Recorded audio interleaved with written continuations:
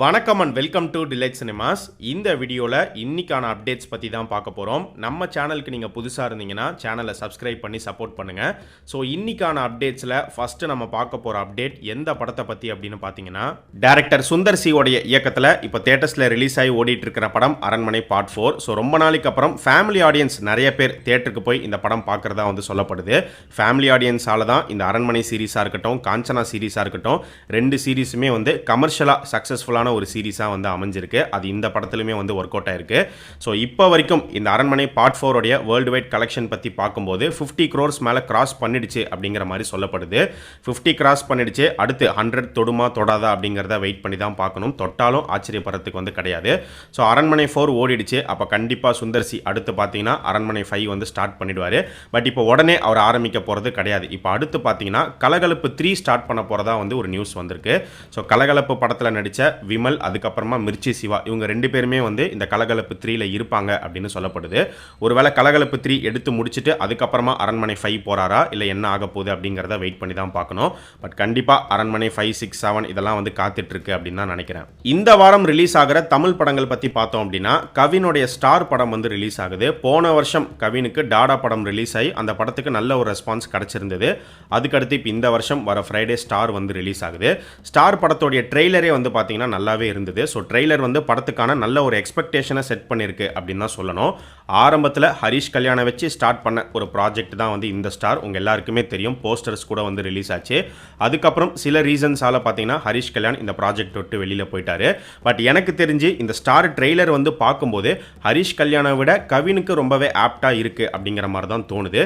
ஒரு நல்ல performance orient ஃபிலிமாக கண்டிப்பாக இந்த ஸ்டார் படம் கவினுக்கு இருக்கும் அப்படின்னு நினைக்கிறேன். அண்ட் பெர்ஃபார்மன்ஸை தாண்டி ஹோல் ஃபிலிமே எப்படி இருக்க போகுது அப்படிங்கிறது வர ஃப்ரைடே நமக்கு தெரிய வரும்.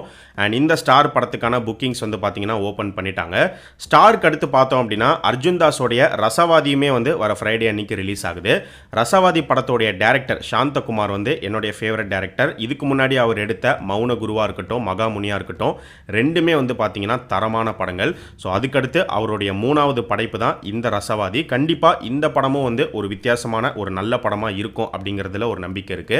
ஸோ ரசவாதிக்கு அடுத்து பார்த்தோம் அப்படின்னா அமீரோடைய உயிர் தமிழுக்கு படமும் ரிலீஸ் ஆகுது. ஸோ 3 படங்கள் வர வாரம் ரிலீஸ் ஆக போகுது. இந்த 3 படங்களில் உங்களுடைய ஃபர்ஸ்ட் சாய்ஸ் எது? எந்த படத்தை தியேட்டரில் போய் பார்ப்பீங்க அப்படிங்கிறத கமெண்ட் செக்ஷனில் சொல்லுங்கள். இன்னைக்கு காலையில் பார்த்தீங்கன்னா தக் லைஃப் படத்துலேருந்து ஒரு அப்டேட் விட்டுருக்காங்க. ஸோ நம்ம சொன்ன மாதிரியே எஸ்டிஆருக்கான ஒரு சின்ன ப்ரோமோ வீடியோ தான் பார்த்தீங்கன்னா இன்னைக்கு காலையில் ரிலீஸ் பண்ணாங்க.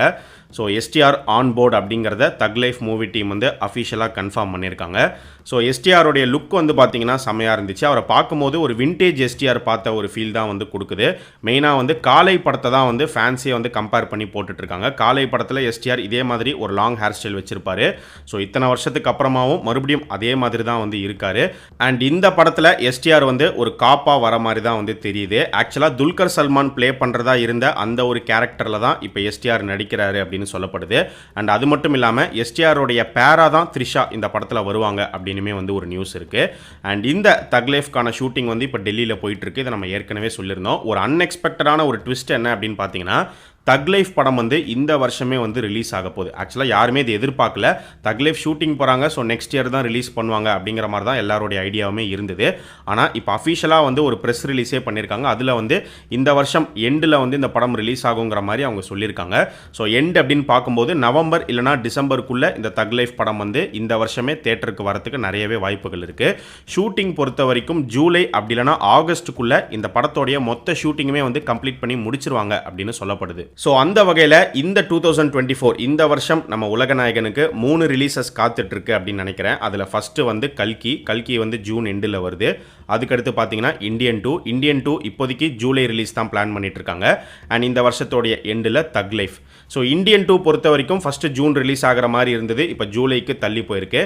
எப்படி இந்த படம் தள்ளி போயிருக்கோ அதே மாதிரி இந்த படத்தோடைய டைரக்டர் சங்கர் இன்னொரு பக்கம் எடுத்துட்டு இருக்கிற கேம் சேஞ்சர் அந்த படம் பார்த்தீங்கன்னா இந்த வருஷம் அக்டோபர் ரிலீஸ் மாதிரி தான் பிளான் வச்சிருந்தாங்க. ஆனால் இப்போ அக்டோபர்லேருந்து அந்த படமும் தள்ளி போகுது அப்படிங்கிற ஒரு நியூஸ் கிடைச்சிருக்கு.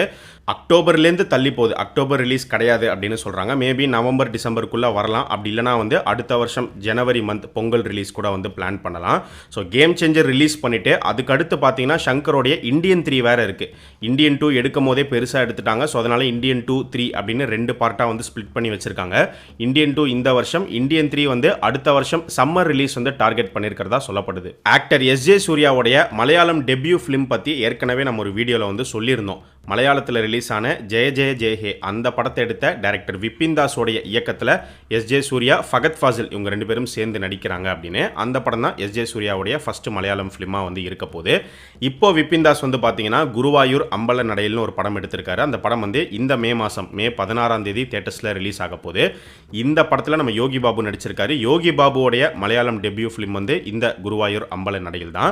ஸோ இதுக்கடுத்து விபின் தாஸ் எடுக்க போகிற படம் எஸ்.ஜே. சூர்யா, ஃபகத் ஃபாசில் வச்சு எடுக்கிற படத்தோடைய ஜானர் என்ன அப்படிங்கிற நியூஸ் வந்து இப்போ கிடைச்சிருக்கு. ஸோ அந்த படம் வந்து ஒரு கேங்ஸ்டர் ஆக்ஷன் காமெடி ஃபிலிமாக இருக்க போகுது அப்படின்னு சொல்கிறாங்க. எஸ்.ஜே. சூர்யாவாக இருக்கட்டும், ஃபகத் ஃபாசிலாக இருக்கட்டும், இவங்க 2 பேருக்குமே தனித்தனி ஸ்டைல் இருக்குது. 2 பேருமே ஸ்ட்ராங்கான ஆக்டர்ஸ். இப்போ ஒரு படத்தில் இவங்க 2 பேரும் சேர்ந்து நடிக்க போகிறாங்க அப்படிங்கும் போது கண்டிப்பாக இவங்களுடைய பெர்ஃபார்மன்ஸ் எப்படி இருக்க போகுது, இவங்களுடைய ஃபேஸ் ஆஃப் எப்படி இருக்க போகுது அப்படிங்கிறத பார்க்கறதுக்கே ஒரு எதிர்பார்ப்பு இருக்கும். ஸோ கண்டிப்பாக ஒரு தரமான ஒரு படமாக இருக்கும் அப்படின்னு நினைக்கிறேன். அண்ட் ஃபகத் ஃபாசில் நடித்து இப்போ ரீசெண்டாக ரிலீஸ் ஆன ஆவேஷம் படம் வந்து பார்த்தீங்கன்னா வேர்ல்டு வைட் 150 crores வந்து கலெக்ட் பண்ணிருக்கு.